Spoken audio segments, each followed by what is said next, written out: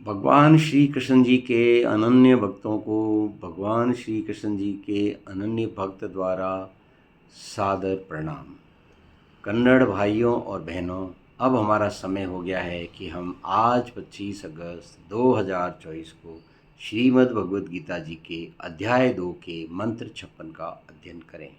जैसा कि आप पहले जान चुके हैं, मंत्र 54 में अर्जुन ने प्रश्न पूछा था स्थिर बुद्धि वाले के बारे में, उसके क्या लक्षण हैं, और मंत्र 55 में भगवान श्री कृष्ण जी ने प्रथम व्यवस्था दी कि जो समस्त कामनाओं का त्याग कर अपने आप में संतुष्ट है वो स्थिर बुद्धि वाला है। अब 56 में क्या व्यवस्था दी है, आओ उसको अपन हरि नाम के जाप के साथ शुरू करके और पहचानें। ओम नमो भगवते वासुदेवाय नमः। आइए कन्नड़ भाषा में समझते हैं। ಕನ್ನಡ. ದುಃಖದಲ್ಲಿ ಯಾರ ಮನಸ್ಸು ವಿಚಲಿತರಾಗುವುದಿಲ್ಲವೋ ಹಾಗೂ ಸುಖಕ್ಕಾಗಿ ಯಾರು ಹಾತೊರೆಯುವುದಿಲ್ಲವೋ ಹಾಗೂ ನಿಶ್ಶಕ್ತಿ, ಭಯ ಮತ್ತು ಕ್ರೋಧದಿಂದ ಮುಕ್ತನಾಗಿರುವನು ಅಂತಹ ಮುನಿಯು ಸ್ಥಿರ ಬುದ್ಧಿಯವನೆಂದು ಕರೆಯಲ್ಪಡುತ್ತಾನೆ. स्थिर बुद्धि मनेयो। आइए अब हम इसको संस्कृत में सीखें। दुःखेष्वनुद्विग्नमनः सुखेषु विगतास्पृहः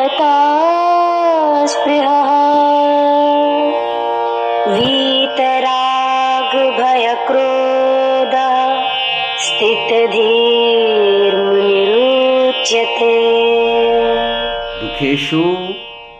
दुखेषु अनु उद्विग्न मनः सुखेषु विगत स्पृह वीत राग भय क्रोध स्थिति मुनि उच्यते। Let's see in Kannada language what does it mean.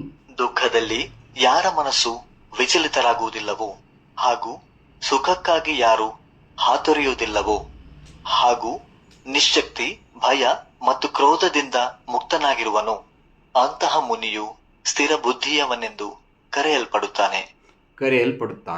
आओ अब हम इसी बात को अपना संगीत की भाषा में समझें। सुख में न चाह न खेद जो दुख में कभी अनुभव करे, फिर बुद्धि वह मुनि राग एवं क्रोध भय से जो परे. ओके, अभी हम आइए इसी चीज को वापस कन्नड़ भाषा में समझें। ದುಃಖದಲ್ಲಿ ಯಾರ ಮನಸ್ಸು ವಿಚಲಿತರಾಗುವುದಿಲ್ಲವೋ ಹಾಗೂ ಸುಖಕ್ಕಾಗಿ ಯಾರು ಹಾತೊರೆಯುವುದಿಲ್ಲವೋ ಹಾಗೂ ನಿಶ್ಶಕ್ತಿ, ಭಯ ಮತ್ತು ಕ್ರೋಧದಿಂದ ಮುಕ್ತನಾಗಿರುವನು ಅಂತಹ ಮುನಿಯು ಸ್ಥಿರ ಬುದ್ಧಿಯವನೆಂದು ಕರೆಯಲ್ಪಡುತ್ತಾನೆ. स्थिर बुद्धि मने करेलपड़ताने। आइए अब हम अपने ज्ञान की पूर्ण आहुति दें हरि के ओम जाप के साथ। ओम